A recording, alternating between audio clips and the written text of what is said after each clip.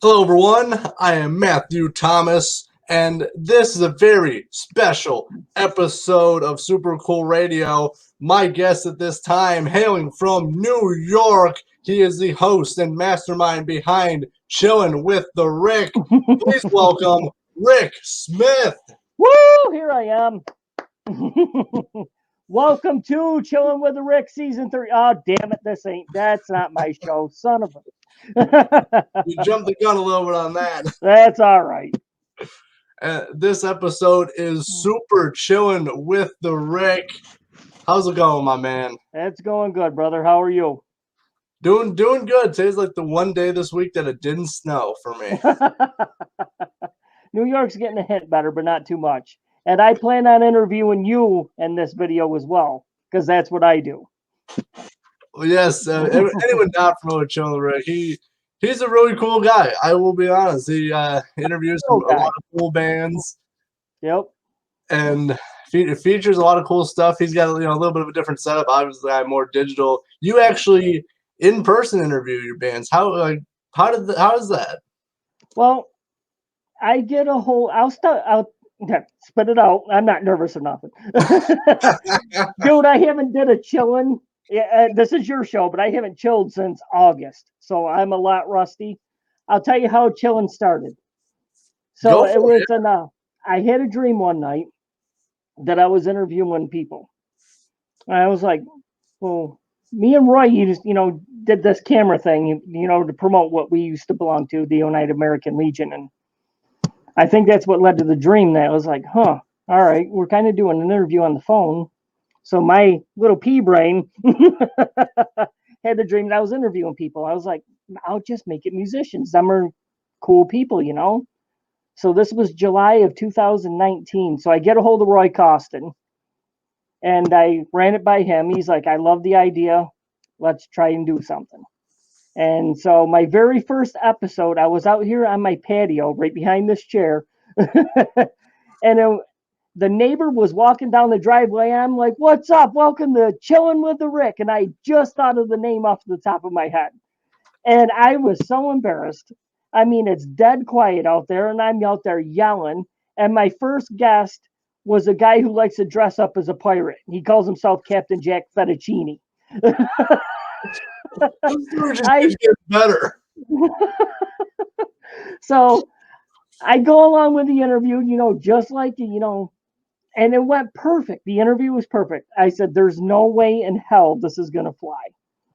And, well, he has a following, this Captain Jack Fettuccine guy. And before you know it, it's up to 50 likes. I was like, wow, maybe this is, all right. I'll try my buddy Lynn White from Before August. Interviewed him. He got 1,000 views. I was like, whoa. And then came Roy Costin. And he got 400 or 500 views. I don't know why his views were so low. Probably because he's Roy Costin. I don't know. There's something. I'm not going to talk about him. Get those numbers up, right? I don't know why Roy got so low, because he is a Oneida legend. He really is. And I just don't know. But anyway, I went on from there to Daryl White, who got me like 1,100 views in 2 days.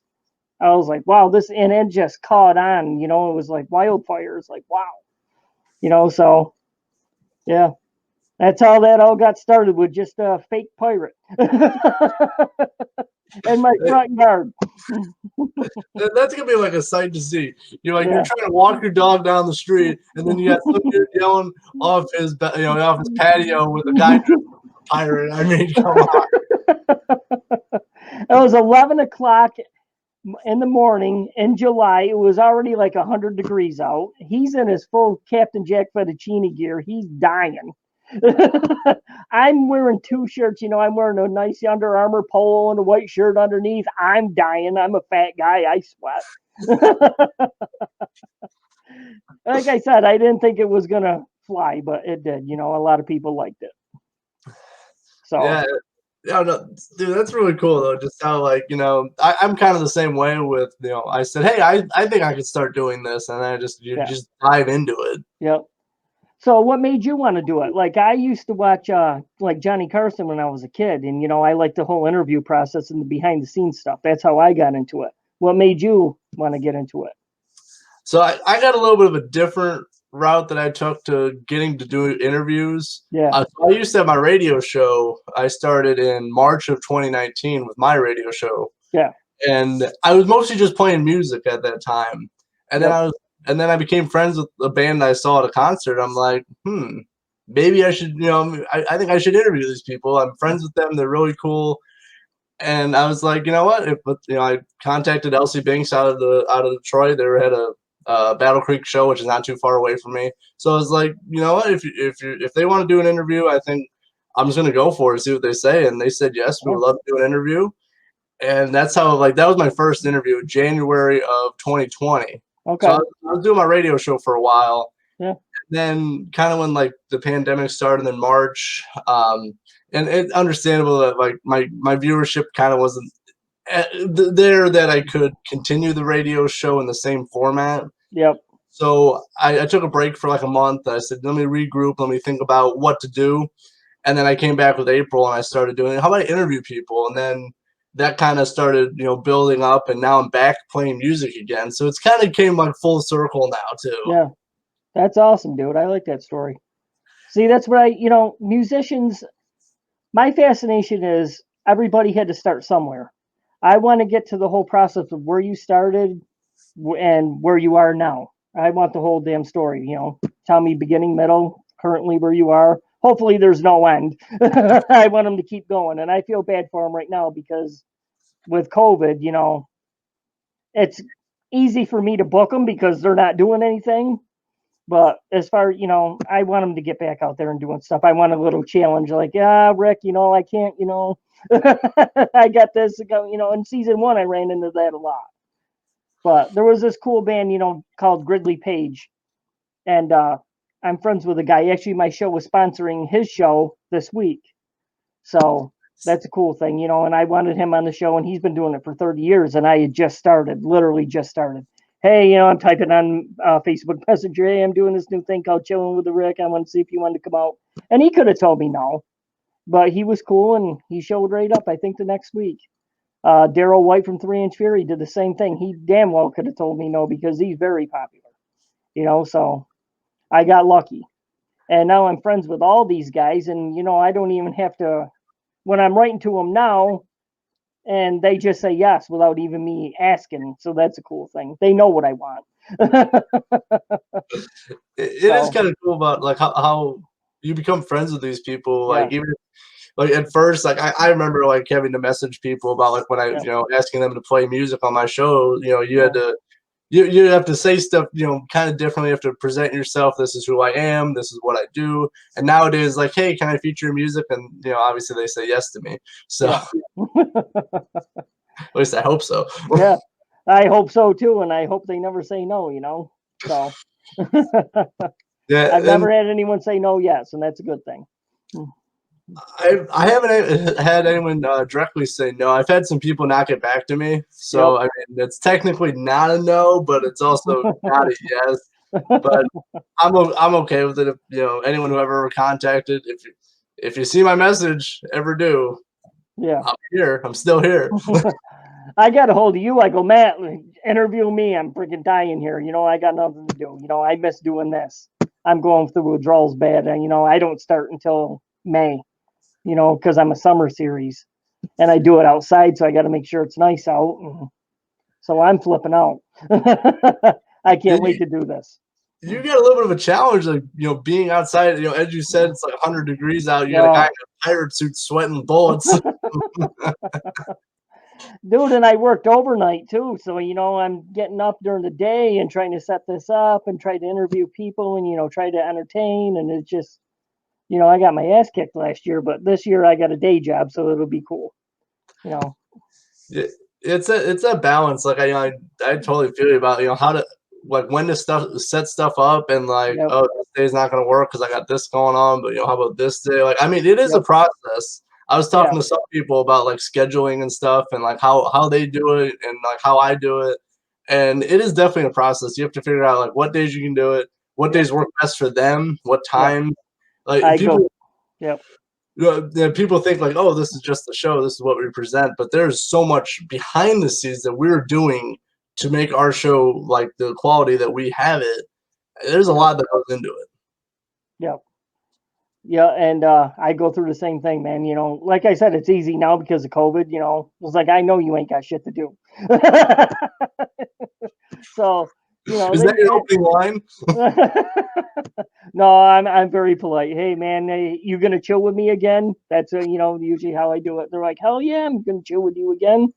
You know, they like what I do. And my show was just I'm nominated for a Sammy, which is basically like an Emmy for the Syracuse area. And I've only got 2 seasons in. You know something about that. And I made it to the final 8. And I can't tell you how many messages I got from musicians saying, I can't believe you made it that far. So, you know, big things are coming for you. You know, because I go out there and I act batshit crazy. In between asking questions and all that shit, you know. So I try to have fun. I try to entertain people. I try to get the guests to laugh. That's just who I am. That's my personality.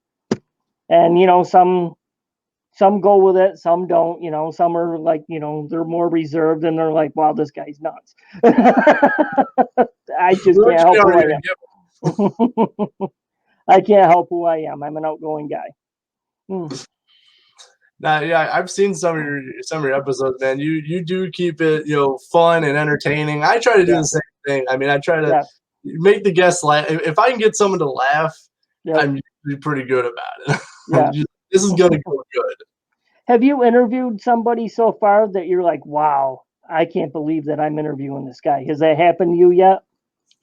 Yeah, I think I interviewed Emily Azara September morning, and I was pretty early on. That was like my 4th interview I ever done. Yep. So I was like, that's pretty big, you know, actually, you know, signed to a record label, because most of the interviews were just like kind of just like local bands, like, hey, I'm gonna be at the show. Do you want to do an interview before the show? So it was kind of different. Yeah, obviously it was a phone interview, so it was a lot more to set up. But I think it was definitely, I was very surprised that they got back to me and said yes. Yeah. Hey, I was like that with Gridley Page too. Like I said, they've been around for 30 years and they could have easily told me to go off myself, but they didn't. You know, it was the most awkward because season 1, I've never done this. Like I said, I'm doing this off of a dream that I had. And I just happened to choose musicians. So I've never done this. So I was just asking questions, be like, okay, it's over. I was like, you got to engage these guys in conversation. You got to try to entertain them somehow. So season 1 was brutal. It was all a learning curve. You know, I'm learning as I go. And I was talking to the lead singer of Gridley Page, I think it was last night. I was like, how do you think I'm doing now? He goes, dude, you're killing it. He goes, I seen your progression. He goes, you're out there, you're relaxed, you're more relaxed than you've ever been, and you're making it your own, you're having fun. And that's a compliment coming from him. That's a cool thing, you know, so that's what I do.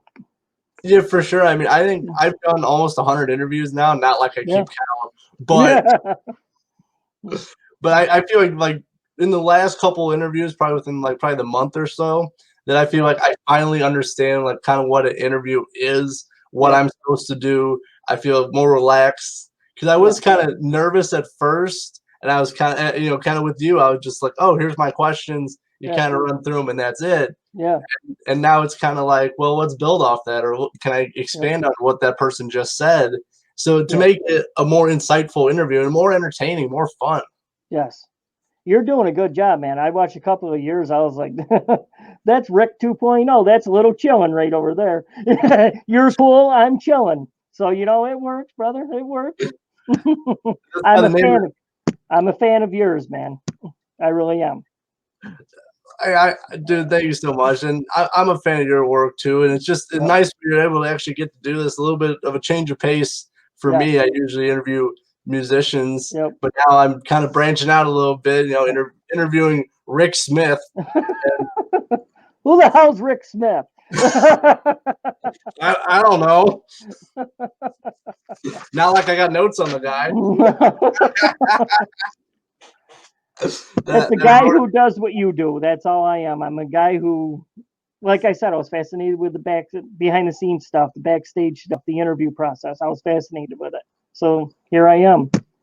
You know, maybe I Yeah, had that dream for a reason. I think so too. I think some people say dreams are just kind of a brain staying busy Yeah. and really don't mean too much, but I think dreams do mean things. It kind of points you in the direction of where your subconscious is already thinking. Absolutely. And like I said, it was me and Roy Costin for the longest time, just standing here on my phone, hey, this is coming, this is coming, this is coming. And people love that. And I was like, all right, I'm standing next to a long haired jackass. I'm me. I'm gonna have to Hey. send him that clip now. I'm gonna have to send him just that little snippet. Roy gives me all kinds of shit, Matt. You don't even know. So he deserves this. I see the comment section. So he deserves this and he expects it. So it's all in good fun. He knows that he's my brother and he's more like an annoying big brother. That's what he is to me. He gives me more shit on messengers than I can even, but it's all in fun. Yeah, I've interviewed him twice. He was both for season 1. I interviewed him, and I think I did it was like 3 months in between both interviews. Yep. And I had whole new material to talk about. It was the first interview wasn't enough to actually cover everything Roy Costin has done. I'm actually saying nice things to you, Roy, unlike some people. He's one of my best friends. Honest to God, he is. He will never admit that. And he says that right out in the open. I don't even know who Rick Smith is. And it's just what we do to each other. And you know what that son of a bitch did to me last year, Matt? What? He brings me down to his basement.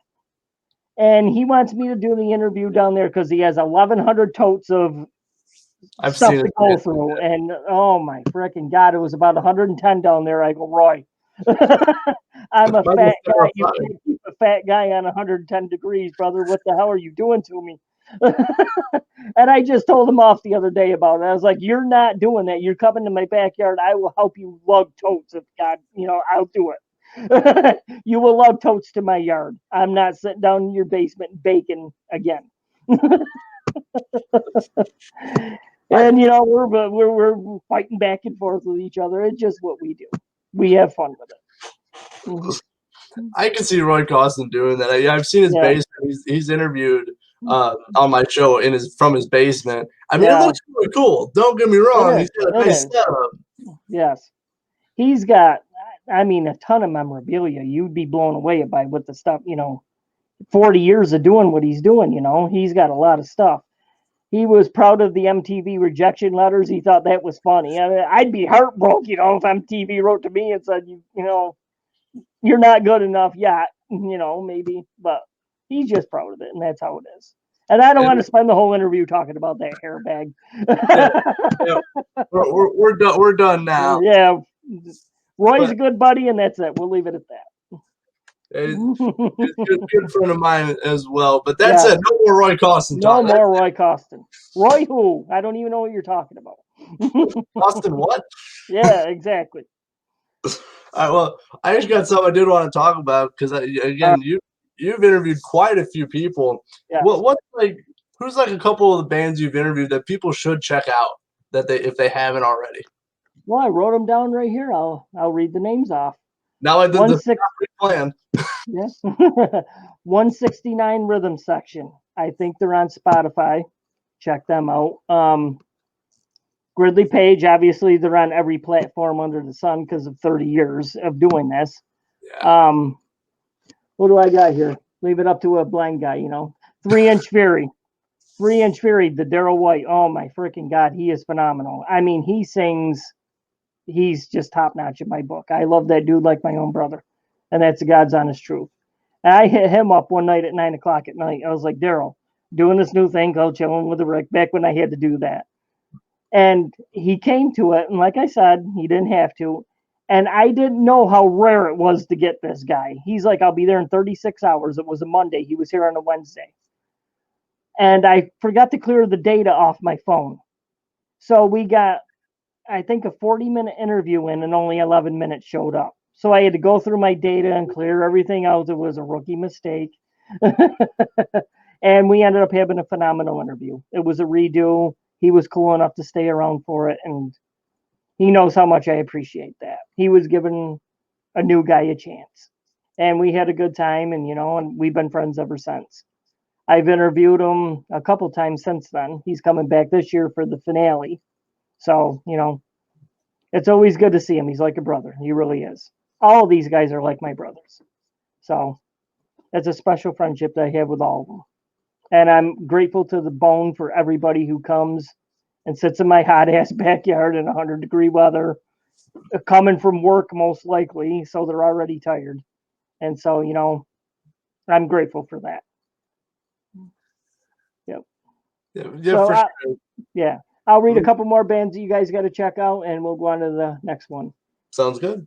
Maybe Sunday. Definitely check them guys out. They're on every platform too. And the band called Showtime. They're on YouTube, and I think maybe on Spotify too. I'd have to talk to Justin, but I can't message him right now. I'm kind of busy. A little preoccupied. Yeah. So them bands right there, definitely check them out. Go back and watch this so you know the name of the bands, and they'd be all more than happy to do an interview with you too, I'm sure. They're all cool people. Yeah, I'm gonna have to check them out. They sound pretty cool though. If they're cool with you, I'm gonna assume they're cool with me. Yeah, you are super cool radio after all. That's right. That's what the shirt says. I'm a chillin' kind of guy. Send me a shirt, will you? I'll send you one of mine. We'll trade shirts. We can do that. That'd be funny. I need you to do an interview with my shirt on, and I'll do an interview with your shirt on. That's the ultimate respect, man, right there. That's right. Next interview we will do that. Yeah. I wish I can Photoshop your shirt on me and my shirt on you, but I don't think technology's not that good yet. That's not that good. And I got a guy coming on too who also interviews people right here in Utica, New York. And he came on last year, and I never heard of him. He goes by Z-E-E. And he was in the category that I was in for best live stream. And he's still going. And I got knocked out, but I can't compete with him. I'm only on 2 seasons. He knows a shit ton of people. And I wish him the best. And we got something funny planned for when he comes here involving the shirts. So that'll be entertaining. Make sure you watch that one. Shout out to Z. I love you, brother. Yeah, man. I'm looking forward to I try to inject some humor in the skits I do. It's not just all interviews and this is what you do, because I feel like people, I don't think they get tired of seeing interviews per se, but you have to keep it fresh. You got to keep people guessing. That's what I've been trying to do lately, at least. Yeah. With the wrestler that you just had on, and him throwing you into the chairs or whatever, I'm sure you didn't get hurt. But well, that was great. That was great. That was a lot of fun, slightly scary, but it was still good. And I still got a problem with them. So that goes. Oh, that was great. So that was your idea to do all that, or was it his idea? You gotta tell me the secret. All right, well, since I'm talking to you, I actually came up because I saw the direction of where they were going with this guy. So I was like, what's a good way to get that guy over as a big, scary, bad guy is let's have him beat up an innocent reporter who's not a wrestler. An innocent reporter. I love it. I can look innocent. I'm not getting in trouble. Yes, I love it. And then they're like, and then I contacted the owner, and they're like, yeah, let's do this. Let's set this up. So I'm like, oh, this is actually happening. I pitched an idea. They're going for it. I'm in for it. And they're like, all right, so yeah, so we did the interview. We set everything up. And I don't know if people, maybe if they didn't really pick up on this, maybe they did. But I did a different interview style for that interview because I had to look like he was intimidating. I had to look nervous, kind of like that. So, unlike having a conversation as I do with most of my guests, it was kind of more just straightforward. I would ask him a question, he would respond, and that was kind of it. I would, maybe I would add a few things after he he responded, but mostly it was kind of just interview question, and that was kind of on purpose. Yeah. That, So, like I said, you entertained the shit out of me. That was pretty funny. And then there's pictures of you laying in the chairs, and I was like, then you're wearing a neck brace. I was like, this guy's going for it. I had to make it look like I had to make it look good, and I Yeah. certainly did that. That interview is my highest rated YouTube video right now. So I'm like, Until right now. Until right now. until you smash the ratings. I doubt that's going to happen, brother. And nobody knows who I am.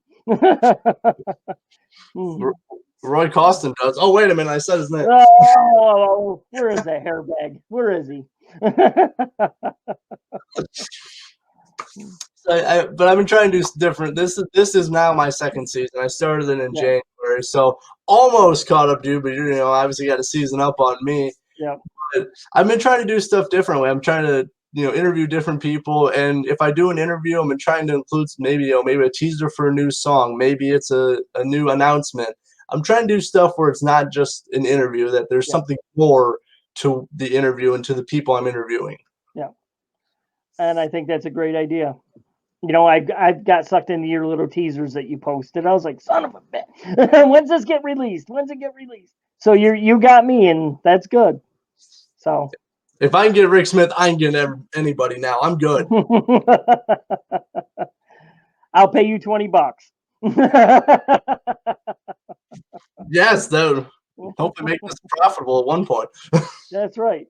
I was talking to my buddy the other night from Gridley Page. Imagine that. How the hell do I make money off this? He's like, take it to Twitch. He goes, they subscribe. You get money. I was like, But then I lose my fan base because there ain't nobody going to pay to see this. So I'll just keep it on Facebook for free. Yeah, I've been trying to figure that out too, of like how, because I found out recently, I got the email a couple days ago that I can have my Facebook page monetized. So I'm looking into doing that. There you go. Hopefully get something, because I mean, it is a lot of fun. I do enjoy doing this, but if I can make this my full-time gig, I would totally do it. Yes, me too. Amen to that, brother. Maybe one day, but it's kind of funny, kind of going back to what I said at the beginning of how I got started. So I had the idea of starting my own show, but I was like, well, how do you do that? And I was like, well, maybe I'll apply to some radio stations, just like entry-level basic jobs where like you need a high school diploma and a heartbeat. I have both. I graduated. That's right. And I applied like 4 times to a certain radio station. I applied to other radio stations a bunch of times, and I was like, well, if nobody wants me, I'll just have my own show. Yes. Hey, you took matters in your own hands and you're successful at what you do. I'm a fan of it. It's working for you, so go for it. Yeah, that's what I've been doing. I mean, I'd love to do this full time. Hopefully, at one point I will. But I mean, for right now, it's nice and fun to actually interact with people, and I like if I interviewed someone, because most of these are digital. I've only done a few actually in person. Yeah. So if I interview someone and then like I see them at a show later on, because that's happened a couple times now. I mean, that's just such a cool experience. Like, yeah, I interviewed you. Now I saw you live. It's just fun to actually physically meet somebody. I know you meet everybody, obviously, your show, but it's a little bit different for me. Yeah. I like to have the one-on-one interaction when they're right here with me. I think that's a cool thing. I think it's not to knock your show. I just think it's a hint more meaningful. But I love the way you do it too. However you do it. Everybody has their own way of doing it. Z brings people into his studio. He sits over on, I think, one side of the room. They sit on the other side of the room, and he's got comfy leather seats, and he's the closest to me. Yeah, we're poor. I give them lawn chairs to sit in. Here's your Goodwill lawn chair. Here's your little lawn chair. Sit your ass down. Let's have some fun. And they do. And that's the biggest thing. Just like as long as you're having fun. If you get the other person, and usually everyone's pretty open to doing stuff if they agree to do an interview with you. They're obviously no one wants to do it and have it not be fun or have the person kind of just say some stuff and then you can't follow up on it or something. So I believe every guest that I've had on, and I see mostly for you for you two, that the guests want to be there. I think that's a very important part too. They do. I get this all the time. I can't wait to chill with you again. I can't wait to chill with you again. And that means the world to me. It really does. So thank you to all the guys that do chill with me. Even you, Matt. That's him over there. He's over there. Over this way. Oh, the mirror things got me confused here. Yeah. Yeah, it's always fun. I do something that really cool that happened to me. I think a couple days ago. Actually, I released an interview with Brian Knickerbocker, who's a drummer, and he told me so I interviewed him last week. I uploaded the interview from Monday, and then on Wednesday he got an endorsement deal because the owner of a cymbal sleeve company contacted him because he saw him on my show. I was like, what? You got me beat. That ain't never happened to me. So I'm so happy for him, honestly, that he got an endorsement deal, but also because the person saw my show. I was like, I got an owner of a company to see my show, and he liked it enough to offer this guy an endorsement deal. Like, that means a lot to me. I think that's honestly one of my proudest achievements I've had since I started this show. I think that is a very good achievement, and I'm proud of you for doing. But kudos to you, brother. Kudos to him. That's amazing. Yeah. Once he told me that, I was just blown away. It was just that's something that you want to help people. I mean, you get in this because you want to obviously interview people, have fun, but also, like, for me at least, I think the same for you. You want to help these musicians. Yeah, absolutely. Get their name out and at least open them up to a new audience, and getting them endorsement deal with a company. I mean, that's huge. Yeah. And I got new guys coming on. They haven't been around that long. They're called One Man the Band. I think they might be on Spotify. I can't remember. Well, check them out anyway. One Man the Band. I think it's 2 or 3 guys, and they're new. They haven't had a lot of gigs because of COVID. If it wasn't for COVID, they probably would have had a lot of gigs. They're my second interview coming up for season 3, and I'm looking forward to talking to them. I mean, they're in young, mid-20s. They're just starting out, so that'll be a good interview. I think it's really cool interviewing up and coming bands, because some of them don't really have too much information on them, so people actually get to discover more about this band through an interview. Yeah, absolutely. And I've had that happen to me too. Be like, hey, I didn't know this guy was going through this and this guy was going through that. I didn't know how that's how Monster Mike got his nickname through the Cookie Monster, because he likes cookies and he's diabetic, and it's just all this weird shit, people find out through other musicians. And so, if it wasn't for your show, I wouldn't have known how Monster Mike became Monster Mike, because I ask all these weird questions, and how the hell did you get the nickname Monster? And it was the most entertaining story ever. And he is my best friend. And I met him through doing Chillin. And if it wasn't for my show, I would have never met him. And we text each other every day. And he's one of the greatest guys ever. Shout out to Monster Mike. He's watched every episode I've ever done, and that's a lot of episodes. Wow. Yeah. I mean, it's just the connections you make with people just through like doing an interview, just talking with them. And then you become friends, become best friends. Text each other every day. I've had some bands where I wasn't super familiar with them, but then do an interview with them, start talking to them, and now we're really good friends. Yeah, you develop friendship because you're sitting out there with them for we'll say an hour, and you get to know them, and then you talk afterward off camera, and you're you just shoot the shit even more, so they do become friends, and I love that. Yeah, especially I think local music, up and coming music, I think it's really underrepresented in a lot of different areas. I mean, local radio stations won't even touch local music, and I think that's a shame. There's some really great local artists I know in my area, your area, that I don't think really get the representation that they truly deserve. I agree with you 100%. I mean, if you're just starting out and you're kind of screwed, what do you do? There's nowhere around here anymore to go play. It's not like when that Hairbag was there, first getting started. That Costin guy, he was playing everywhere. He went up and down the whole East Coast playing. He's been to Boston, just for, I think, a gig. Slept in a truck overnight, just to do what he had to do. He probably made no money.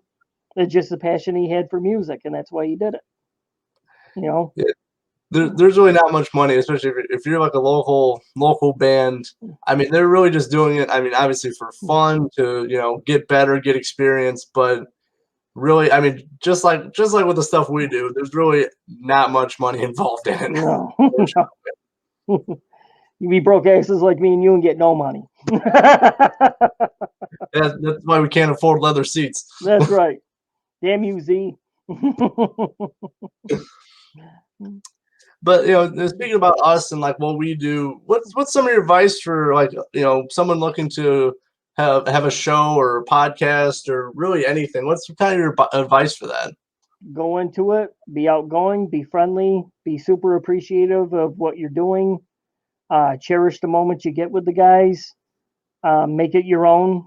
Try to entertain. Nobody likes a boring interview. Nobody likes getting asked 100 questions and then just that's it. That was me in season 1. Or just go out there and make it your own. Have fun with it. I think that's some great advice, and stuff I actually do too. About you have to make this fun. You have to be engaging. I always try to make people laugh if it's appropriate, when it's appropriate. Yep. Just have fun with it, and just make it your own. It is your show. That's what I've been telling like other I've been in contact with other podcasters and stuff, like up and coming podcasters, and they ask me like, so what do you do and stuff like that, and just I tell them just make the show your own. You be you. Yes. And make it engaging. Have fun. I had one talk to me about like scheduling. Like he's like, how do you do your show? Because he was doing like a bunch of interviews and getting burned out. And like you gotta pace yourself. You really do have to pace yourself. Just because I can interview this person, this person, this person. Yep, that was me last year. I got burned out and I think I had 10 more to go, and I was just messaging them all, I'm done. And I think I hurt a couple feelings doing that, and I feel like a piece of crap for it. So I'm making it up to them this year. And this year I'm only going to do like one interview a week, so to avoid all of that. I'm just going to do one interview a week.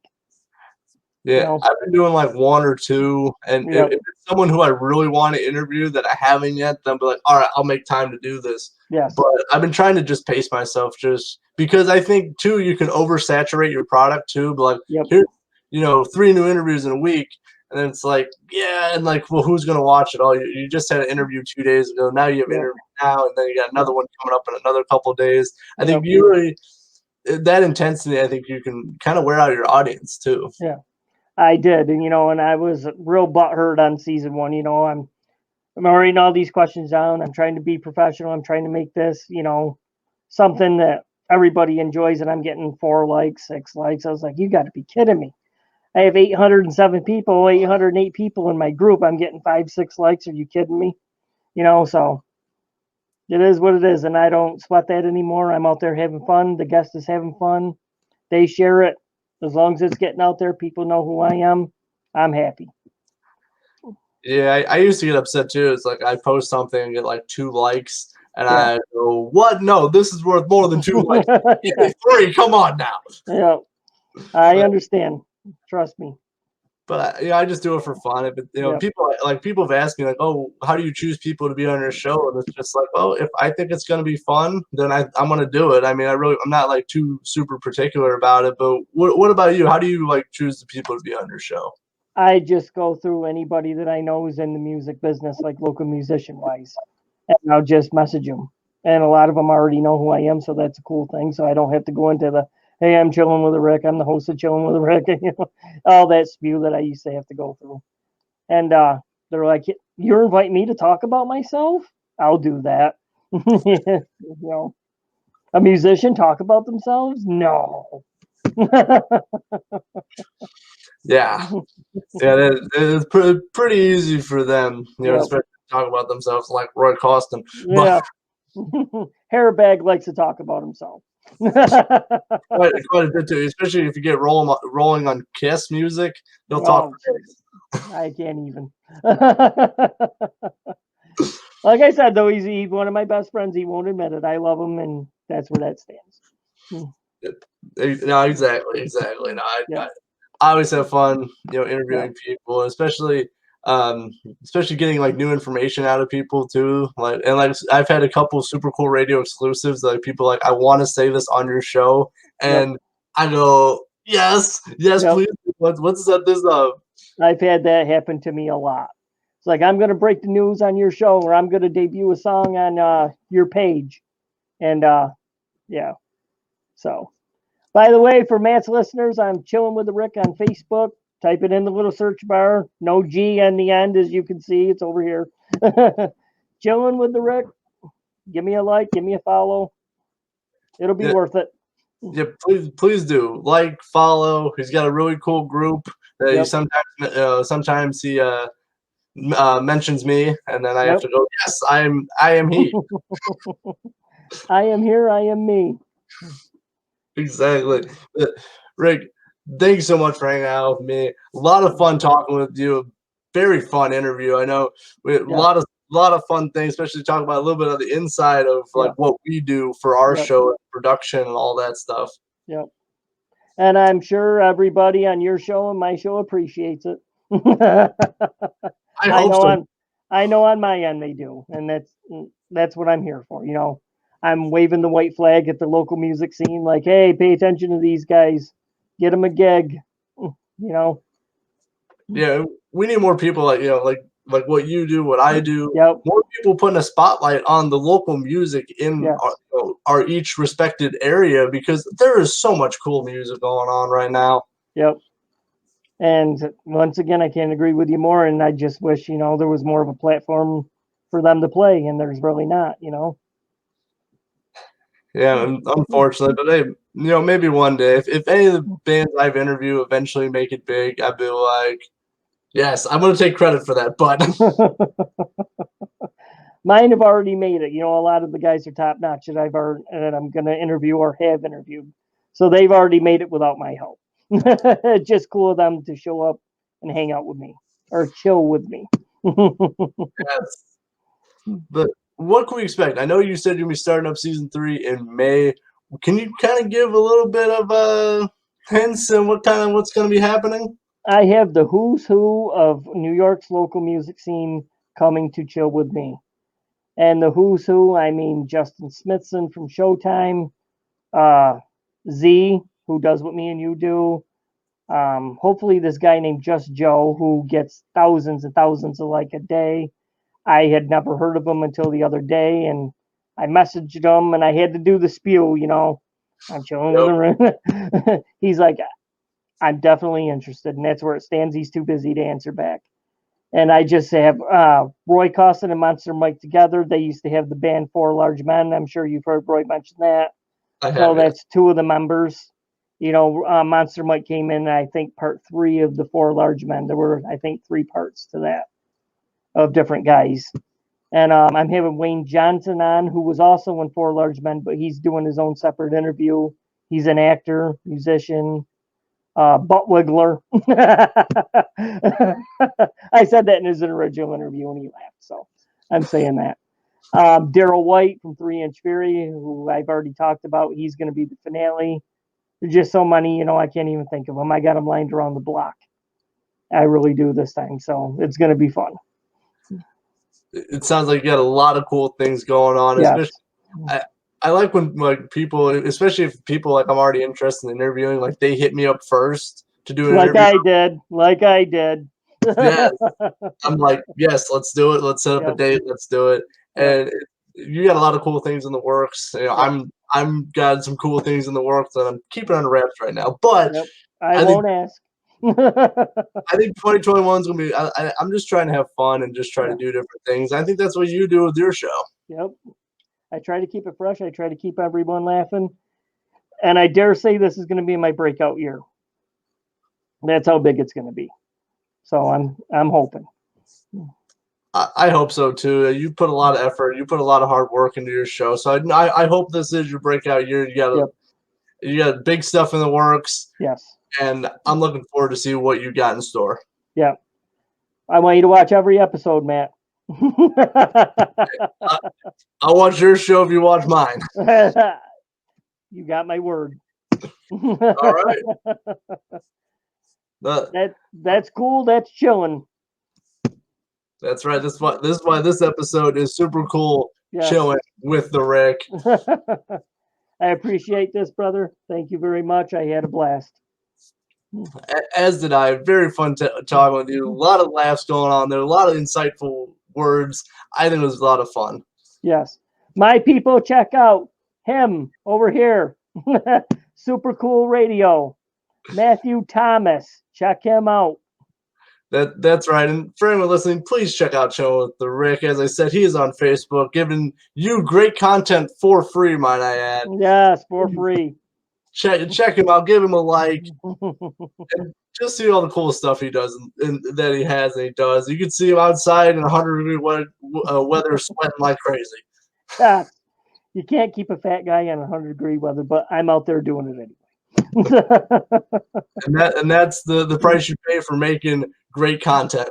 Yes. And it's going to be epic, I promise. It's going to be fun. Well, I'm looking forward to, it's only February right now, but I'm looking forward to May when you have your season 3. I want to see what you have and what I can steal. I'm going to flip the F out on the first episode of season 3. Just to let you know. Well, I want to see that. I mean, it's going to be great. For Rick Smith of Chillin with the Rick, I am Matthew Thomas with Super Cool Radio. Thank you for watching.